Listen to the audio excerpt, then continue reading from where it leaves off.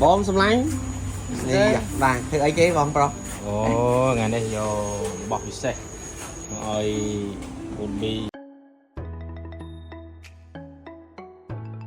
បាទអរគុណបងមេសាលីបាទអញ្ចឹងបងគឺជាតារាចម្រៀងផង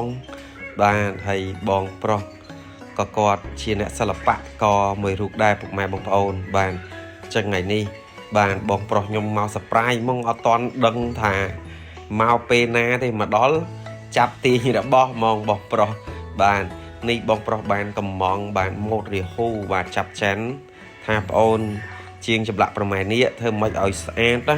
ឲ្យត្រូវមួយត្រដោកបោះបងប្រុសបាននេះគឺរបស់ពិសេសហើយអញ្ចឹងជឿទុកចិត្តលើប្អូនហើយបងប្រុសថាអីគេអាប្រាក់អ៊ីតាលី 18K ហ្នឹងប្អូនសដូចផ្លាទីនមែនណាដូចផ្លាទីនសមែនណាអញ្ចឹងបងប្រុសក៏សាកប្រើមួយបាទខ្ញុំប្រាប់បងអញ្ចឹងពុកម៉ែបងប្អូនដឹងហើយប្រពន្ធនេះបើគាត់ធ្វើជាផ្លាទីនសមិនអស់តិចទេពុកម៉ែបងប្អូនបាទ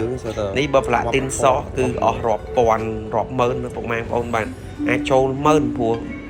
បើនេះចូល3តលឹងឡើយនឹងពុកម៉ែបងប្អូនបាទអញ្ចឹងអរគុណសម្រាប់ការជួយ like share និងការគាំទ្រនៅប្រាក់អ៊ីតាលី 18K បាទម៉ូតរាហូចាប់ចាន់នេះស្អាតណាពុកម៉ែបងប្អូនបាទគឺយើងធ្វើគឺក្បាច់ខ្មែរយើងពុកម៉ែបងប្អូន